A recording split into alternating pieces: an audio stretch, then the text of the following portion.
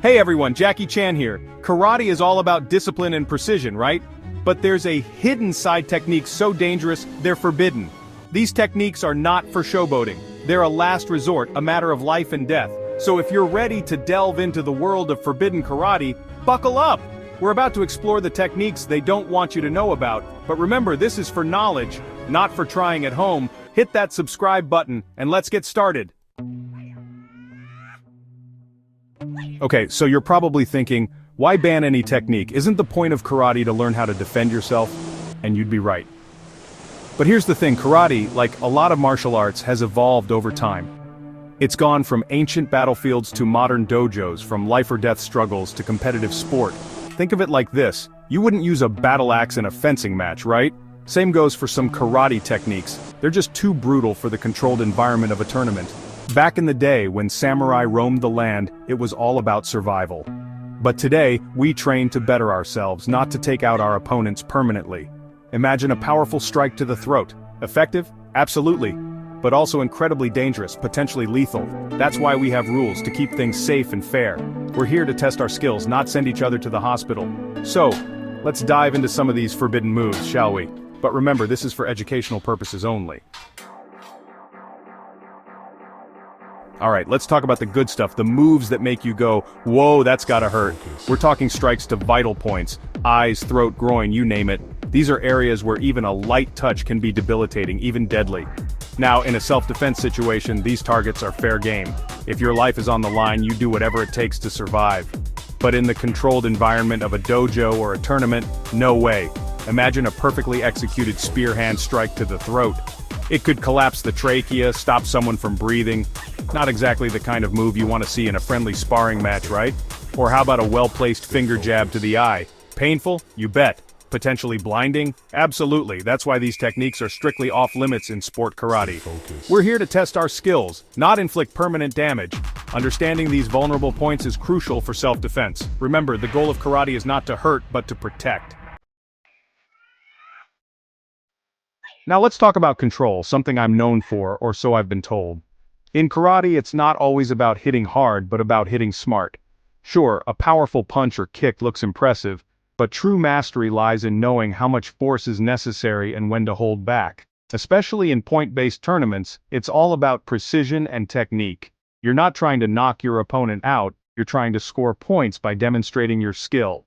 That's why techniques delivered with excessive force can get you disqualified faster than you can say, ki. Imagine a roundhouse kick that sends your opponent flying across the ring. Looks cool, right? But in a tournament, that's a big no-no. The judges are looking for controlled techniques, strikes that demonstrate power and accuracy without causing unnecessary harm.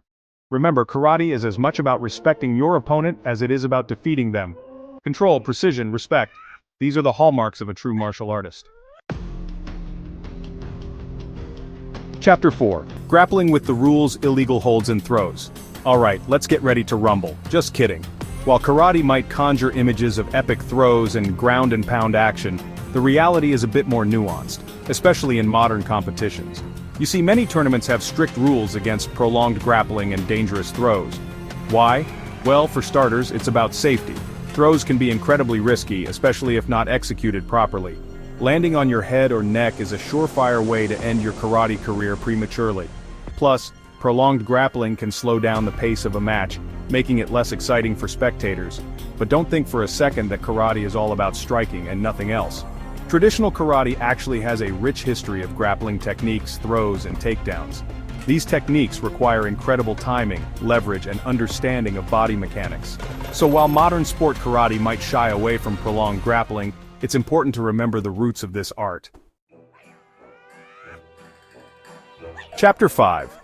No joint breaking allowed, banned submissions and manipulations. Now let's talk about something a little sensitive. Joints. Those wonderful things that allow us to move, kick, and punch. They're also incredibly vulnerable, which is why certain joint manipulations are strictly forbidden in most karate competitions. We're talking about locks, cranks, and breaks that can cause serious long-term damage. Imagine an armbar applied with too much force snapping an elbow like a twig. Not a pretty picture, right? That's why these techniques, while effective, are considered too dangerous for the controlled environment of a tournament. Karate emphasizes respect for your opponent, and intentionally inflicting that kind of pain goes against the very spirit of the art. But here's the thing, other martial arts, like Brazilian Jiu-Jitsu, specialize in these very techniques.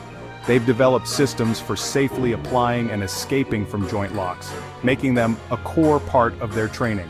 Karate, with its emphasis on striking and linear movement, views joint manipulation as a secondary skill set.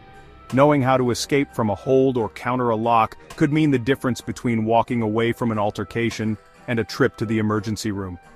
Knowledge is power, and in the world of martial arts, that power should always be used responsibly. Chapter 6. The Heart of the Matter: Culture, Philosophy, and Respect.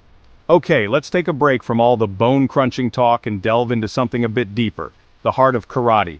It's not just about kicks and punches, it's about respect, discipline, and self-control. The forbidden techniques we've discussed, they're not just banned for safety reasons, they reflect the core values of this ancient art. Karate teaches us to be warriors, but also to be mindful, compassionate human beings. It's about knowing when to use our skills, and more importantly, when to hold back. Think of it like this. A true karate master is like a skilled surgeon, wielding a scalpel with precision and care. They understand the potential for harm, but also the power to heal.